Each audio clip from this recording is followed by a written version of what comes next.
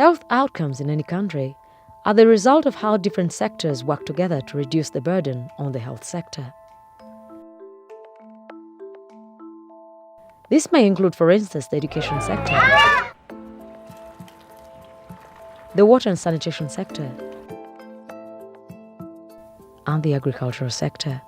So is health money in police? Is health money in agriculture? Is health money in water and sanitation? There could be health money in other sectors, meaning that to improve health, we should also be investing in those other sectors to the extent those sectors contribute to improving health. And we call that multi-sectoral health programming.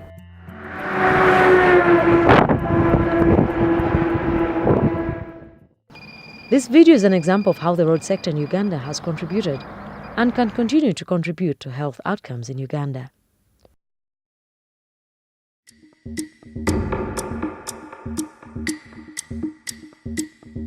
With the road carnage statistics painting a grim picture, Masaka Road has become a death trap.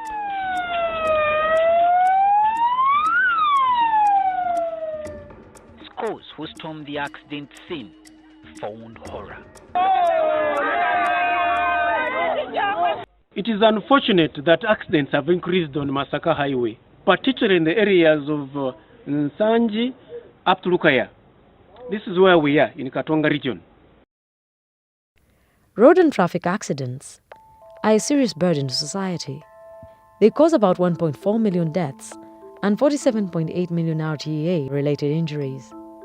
In developing settings, RTAs cause huge social and economic losses. Over 10,000 deaths are particularly among the ages of 15 to 29 years, the most productive age group. The economic loss is over $101 million per year.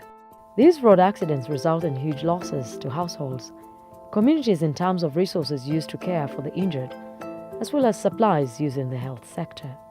Because the life, people dying in accidents, you can't replace them.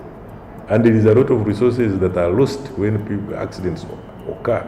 Billions, we can save those billions besides human life greatly by improving on our logistical support to reduce these crashes. The economy also loses in terms of time spent away from productive work for both the injured and the caregivers. Costs to both households and the health sector can be minimized by leveraging investments in prevention efforts to reduce road traffic accidents. Road safety, if addressed, we may make savings in the health sector. Those beds will not be full of these people who stay very long with their bones broken. They spend 6 to 12 weeks in the hospital, and that's a lot of money. Lost life, 22 have died, 19 are in hospital, we don't know their fate. Total health amount of resources diverted to emergency medical care and savings accrued from investments in non-health sectors are enormous. Uganda has one of the highest RTAs globally. The countrywide improved road network has come with its own challenges. In 2016, the reconstructed Masaka-Kampala Highway saw a high increase of fatal accidents on the road. Every day you would get 3 to 5 crashes where many people would be killed and several others injured.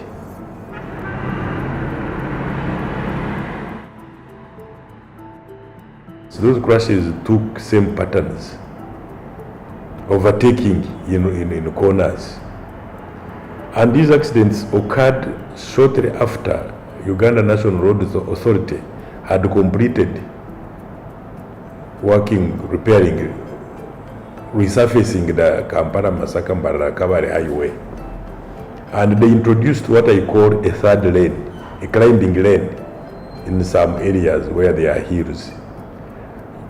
Motorists were not used to these climbing lanes. Up to now, they are not used to them. They don't know what they mean. So they tend to overtake when they are not supposed to overtake. And as a result, they are head-on collisions. Accident hospitalizations rose from 15 to 40 accidents per week. Several hospital budgets were disrupted. supplies were depleted. They suffered stockouts. Moreover, deaths occur mostly among males, creating orphan households with all their accompanying challenges.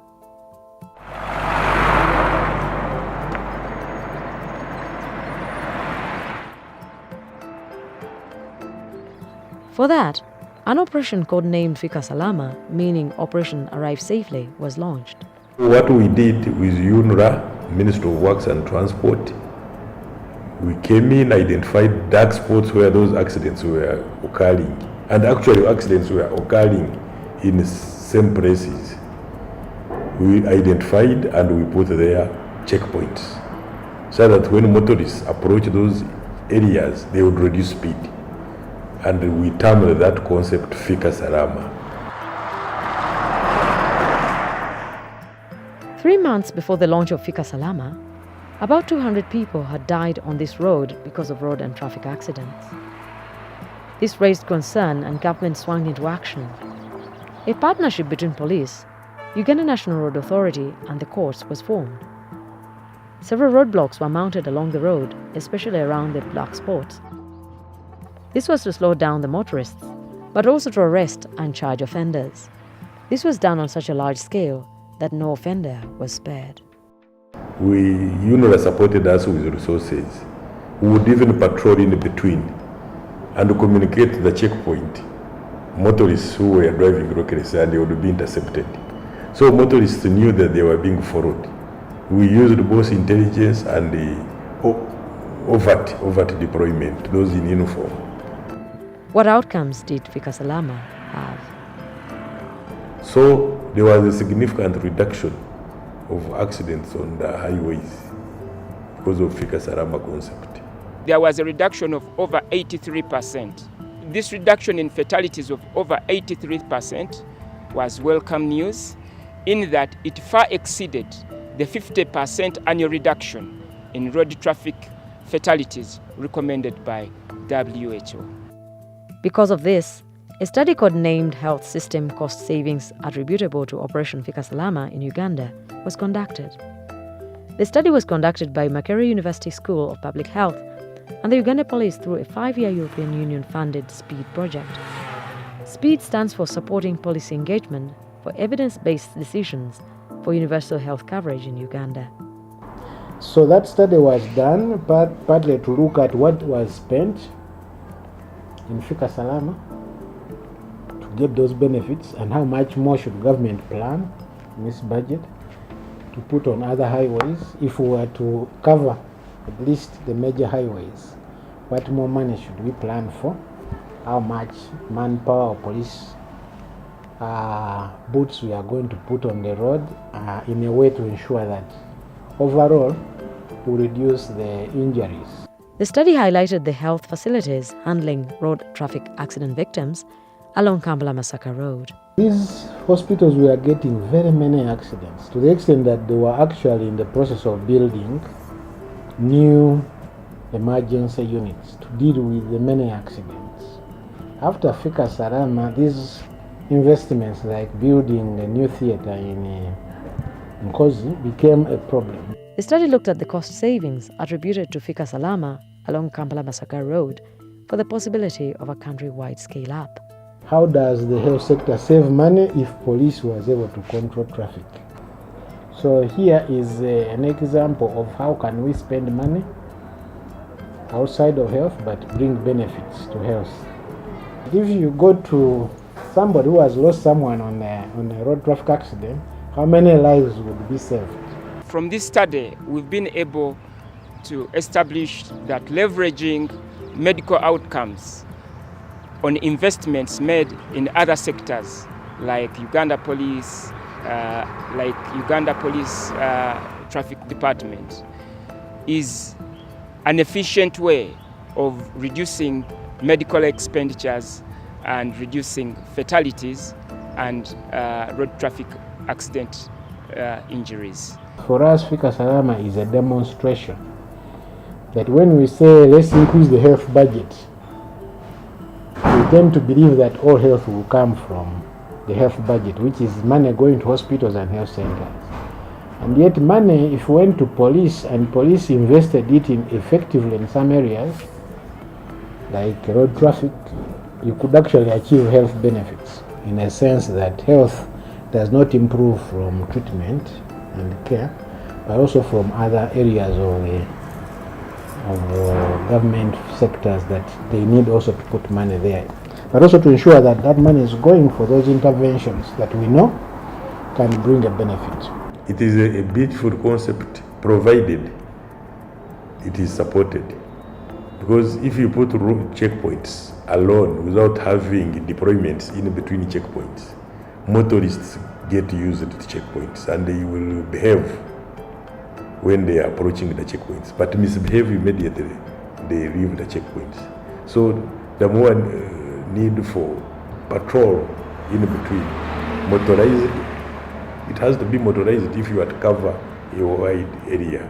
Because if it is foot, somebody cannot patrol more than a kilometer. We need that.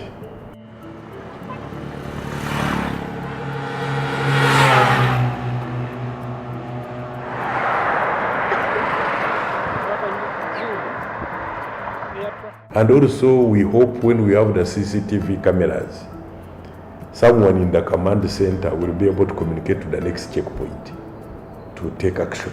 The CCTV cameras will assist us very much to deal with these motorists who are overspeeding, who are driving recklessly, because among the cameras will be automatic number plate, those that recognize the number plates and also capture the speed. So it is a matter of communicating now the next checkpoint. But using Fika Salama as a case study, more could be achieved. We find that scaling up Fika Salama is more than necessary right now.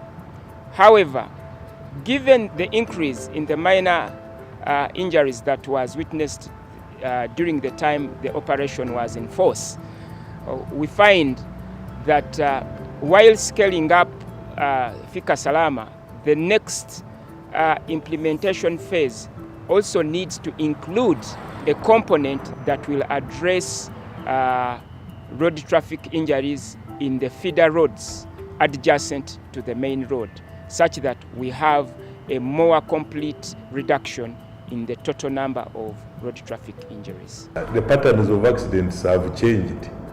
Between here and in PG, you don't get many accidents in a month.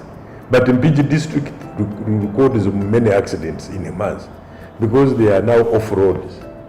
They are off-roads where we can't control very much using this concept. And borders are knocked every day, they knock people. So the patterns have shifted to maram roads or tarmac roads which are off the main.